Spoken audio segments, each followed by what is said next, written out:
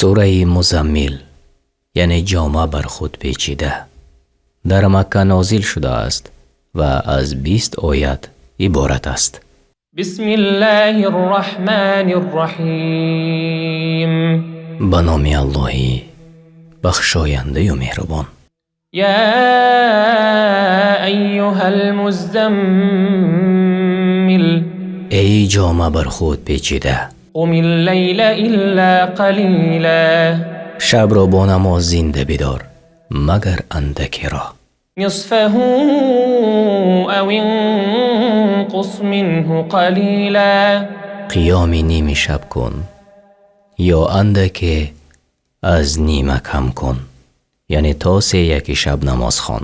او زد علیه ورتل القرآن ترتیلا، یا اندکی بر ساعت نیم شب بیفزای و قرآن را آهسته با تدبر شمرده و یعنی با دقت و روشن بخوان، یعنی قرآن را با تجوید خوان. إنا سنلقي عليك قولا ثقيلا، همانا ما به تو ای پیامبر قرآن بزرگ را که در بر میگیرد امر و نهی ها و احکام شریعت را نازل خواهیم کرد. إن ناشئة الليل هي أشد وطئا وأقوم قيلا، البته عبادتی که در دل شب صورت میگیرد تأثیر سختی دارد در دل و لفظهایش درست‌تر است به سبب فارغ بودن دل از کارهای دنیوی. إن لك في النهار سبحا طويلا، البته کارهای تو در روز بسیار است، پس شبها پروردگارت را عبادت کن. واذكر اسم ربك وتبتل إليه تبتيلا، و یاد کن ای پیامبر نام پروردگارت را و از همه طرف گسسته کنده شده به عبادتش بپیوند، یعنی و نام پروردگارت را یاد کن و از همه ببر و به او بپیوند.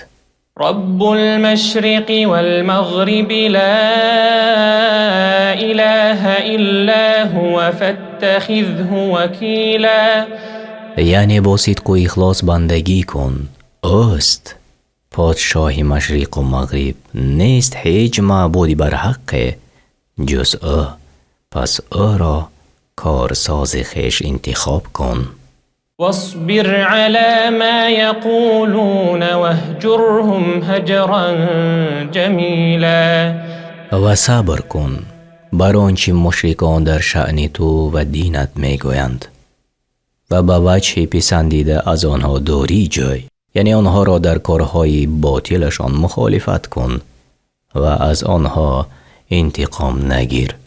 تفسیر سعدی. وذرني والمكذبين أولي النعمة ومهلهم قلیلا، دروغ شمارندگانی صاحب نعمت را به من واگذار و اندکی مهلتشان ده تا فرود آمدنی عذاب بر آنها. إن لدينا أنكالا وجحیما، البته هست نزد ما در آخرت کشتنگاه های گران و برای سوختن و عذاب دادن آنها آتش دوزخ است. و طعاما ذا غصة و عذابا ألیما، و نزد ما طعامی گلوگیر است که نه فرو می رود و نه بیرون می آید و نیز عذاب دردآور است.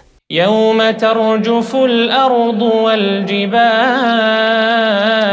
يوم ترجف الأرض والجبال وكانت الجبال كثيبا مهيلا، روزی که زمین و کوه ها بلرزه آیند و کوه ها تپه از ریگ روان گردند بعد از آن که سخت و استوار بودند. إنا أرسلنا إليكم رسولا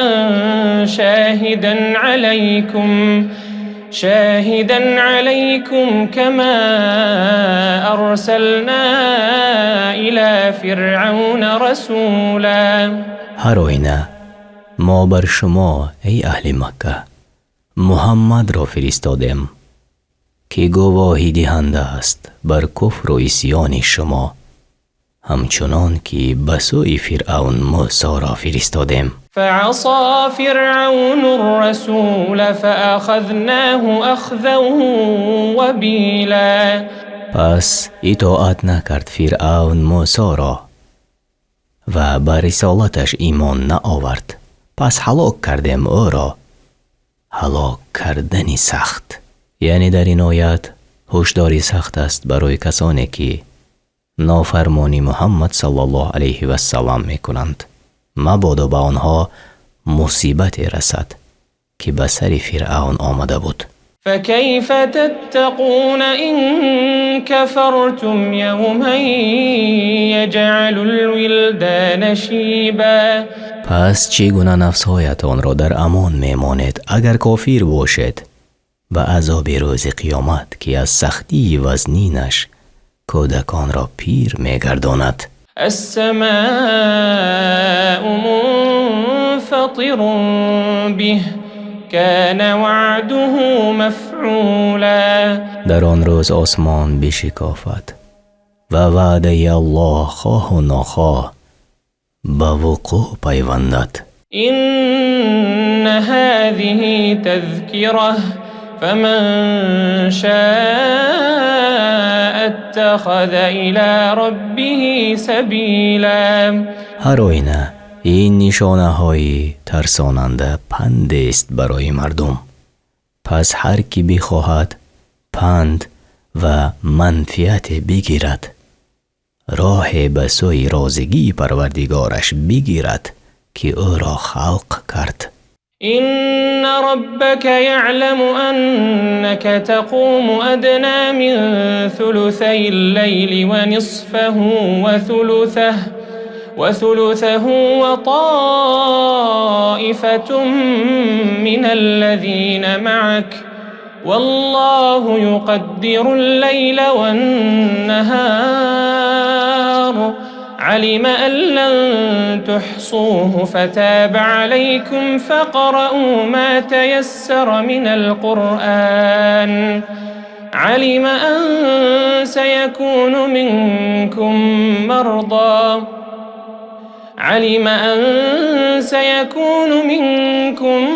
مرضى وآخرون يضربون في الأرض يبتغون من فضل الله وآخرون يقاتلون في سبيل الله فاقرؤوا ما تيسر منه وأقيموا الصلاة وآتوا الزكاة وأقرضوا الله قرضا حسنا وما تقدموا لأنفسكم من خير تجدوه عند الله هو خيرا وأعظم أجرا واستغفروا الله إن الله غفور رحيم.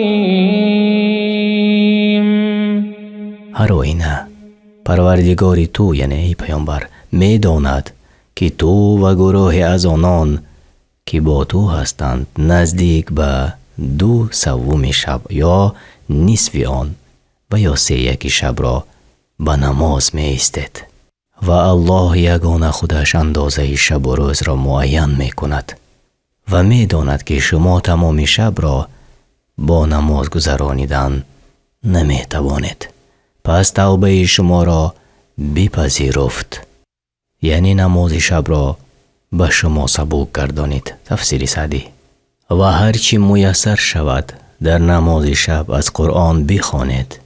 الله می داند چه کسانی از شما به سبب بیماری از نماز شب می ماند و گروه دیگر به طلب رزق حلال از الله در روی زمین برای تجارت و کار به سفر می روند و گروه دیگر در راه الله به جنگ می روند. پس هرچی میسر شود در نمازهایتان از قرآن بخوانید، نماز بگزارید و زکات بدهید و در راههای خیر و نیکویی از مالهایتان احسان کنید و هر خیر و احسانی که برای خود در این دنیا پیشا پیش بفرستید، اجر و ثوابش را روز قیامت بر زیاد خواهید یافت و از الله در تمام حالتهایتان آمرزش بخواهید. هر آینه الله بسیار آمرزگار است بر کسی که از وی آمرزش بخواهد و بسیار مهربان است برای کسی که از وی طلب رحم کند. قرآن کریم و ترجمه معنای آن در روش تفسیری میسر به زبان تاجیکی. اگر ترجمان و یا ما در کجای به خدا راه داده باشیم، طلب دعا میکنیم که الله تعالی ما را بیامرزد.